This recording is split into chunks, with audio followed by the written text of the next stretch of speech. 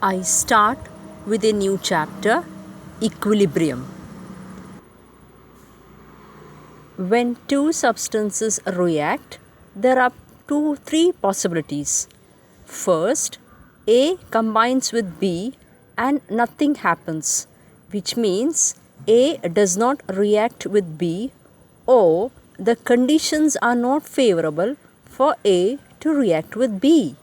Second, A plus B combines giving you C plus D, which means after an interval of time, when you come, you won't see A and B because A and B will react and give C plus D.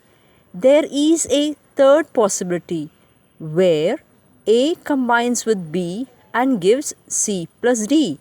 At the same time, C and D will also combine with each other and form A plus B, which means the reaction takes place in two possible directions, the forward direction as well as the backward direction, which is represented by double half arrows. These type of reactions are said to be in equilibrium. The mixture of the reactants and the products in the equilibrium condition is called the equilibrium mixture. An equilibrium process can be further divided into two types, physical equilibrium and chemical equilibrium. Physical equilibrium means phase transformation, which means there is a change in the state of matter from one state to the other state. A physical equilibrium is further classified in two. First type, solid liquid, which means a solid is in equilibrium with the liquid. Example, H2O solid in equilibrium with H2O liquid, where H2O solid is ice and H2O liquid is water. The temperature at which such an equilibrium exists is called the melting point or the freezing point of the substance. Second, liquid gas, H2O water in equilibrium with H2O water vapor. At equilibrium, the pressure exerted by the liquid molecules at a given temperature remains constant and is called the vapor pressure. For any pure liquid, the temperature at which the liquid and the vapors are at equilibrium is called the normal boiling point of the liquid. Boiling point of the liquid depends on atmospheric pressure. It also depends on the altitude of the place. At high altitude, the boiling point decreases. It is also observed that different liquids have different vapor pressure at the same temperature, and the liquid which has a high vapor pressure is more volatile and has a lower boiling point. The third type is the equilibrium between solid and gas. For example, iodine solid in equilibrium with iodine gas. This equilibrium is usually seen for those substances which undergo sublimation. The fourth type of physical equilibrium involves dissolution of a solute in a solvent. This equilibrium is further divided into first type, a solid dissolving in a liquid.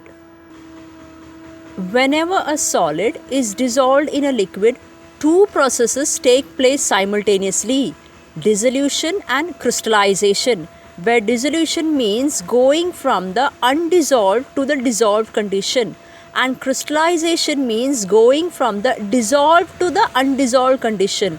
Finally, there is an equilibrium between the dissolved solid and the undissolved solid, or there is an equilibrium between the two processes, dissolution and crystallization. The solution at this stage is called a saturated solution. Second, a gas dissolved in a liquid. For example, soda water, where soda water is carbon dioxide gas dissolved in water.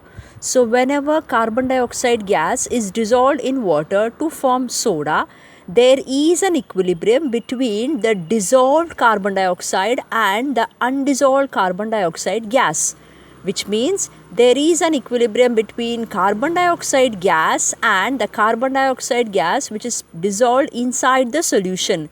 This equilibrium is governed by a law called Henry's law, where according to Henry's law, the mass of a gas dissolved in a given mass of a solvent at any temperature is proportional to the pressure of the gas above the solution.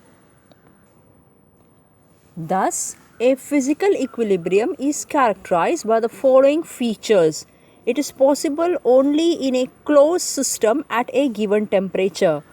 Equilibrium is said to be dynamic. That means both the opposing processes occur at the same rate but in a stable condition.